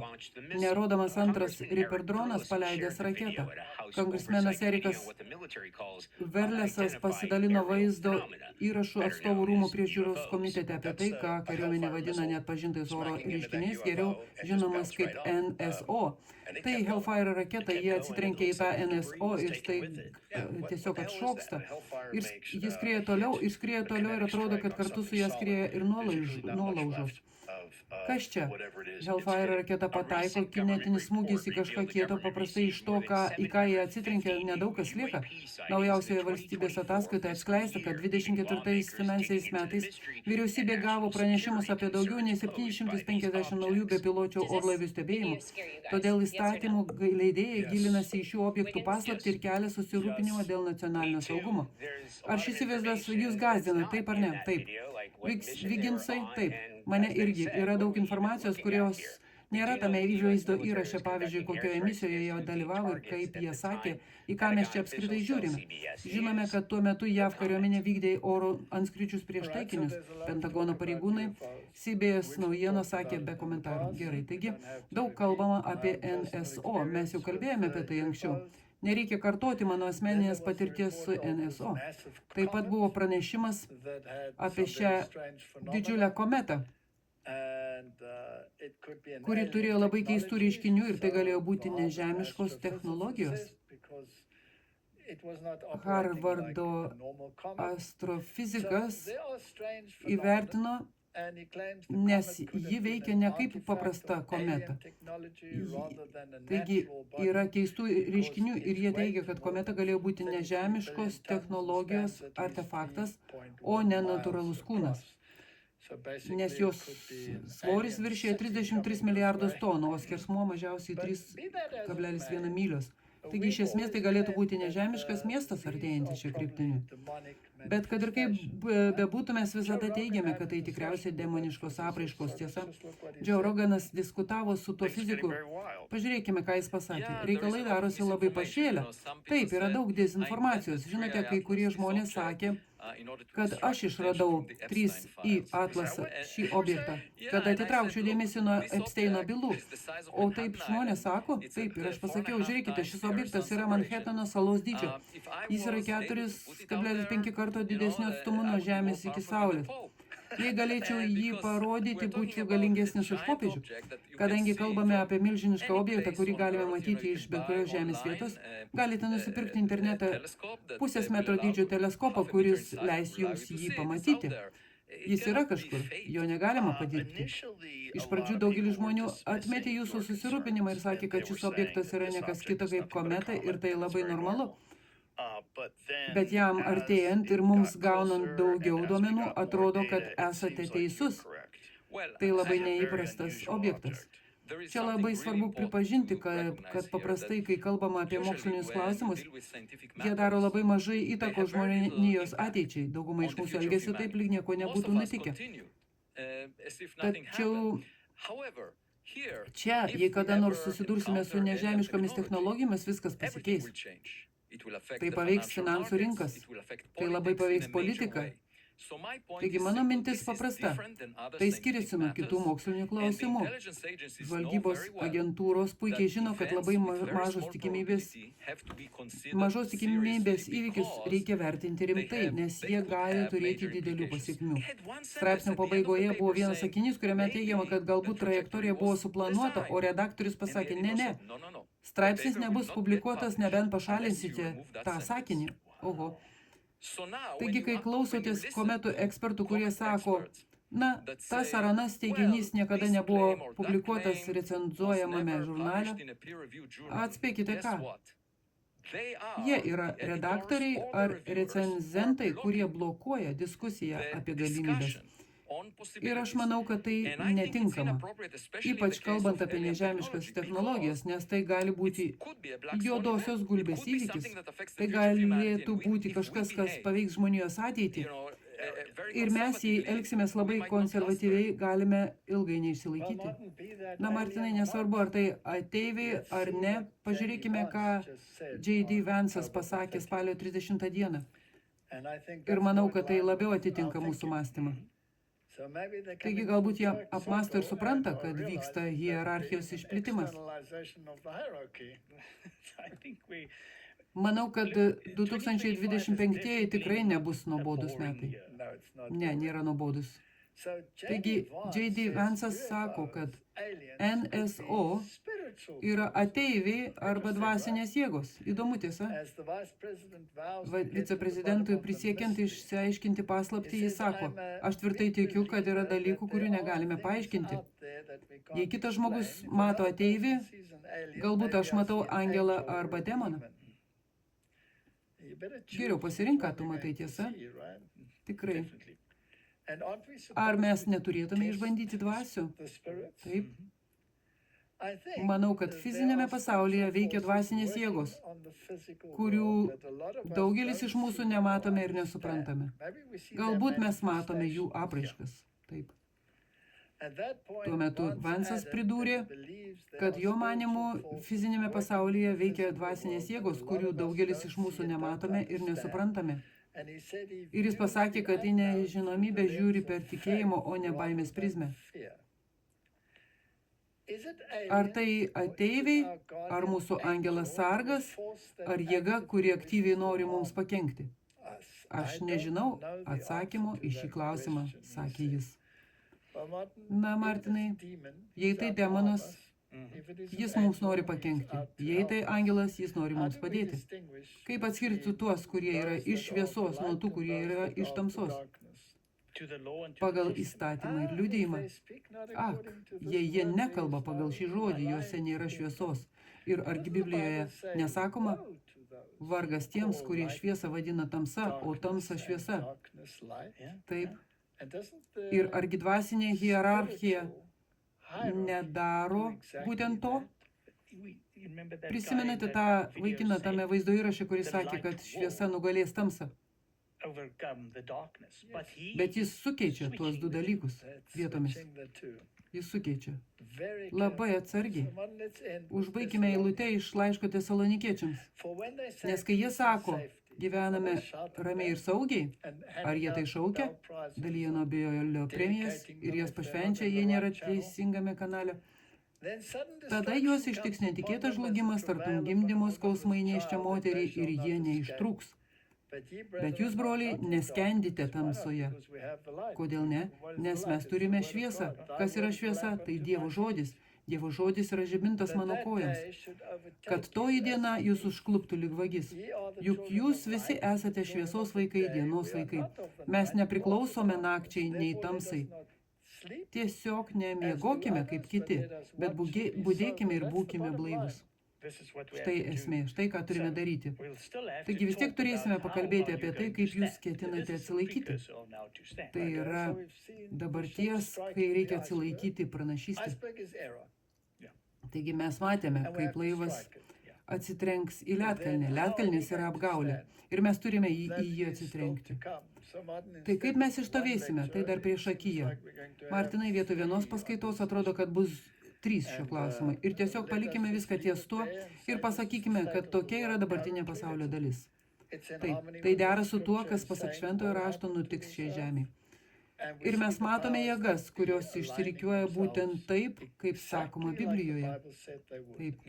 Taigi aš tikiu, kad esame paskutinėse dienose. Pasimelskime. Dangiškasis Tėve, mes iš tiesų gyvename neramiais ir įdomiais laikais. Ir dabar reikia nuspręsti klausimą, po kieno vėliavą norime mes stovėti. Ar norime stovėti po kruvina princo Emanuelio vėliavą, ar po vėliavą priešo, kuris visą savo religiją grindžia tradicijomis? Žmonių tradicijomis. Veltui jie mane garbina, mokydami žmonių tradicijų ir įsakymų. Padėk mums priimti teisingus sprendimus Jėzaus vardu. Amen.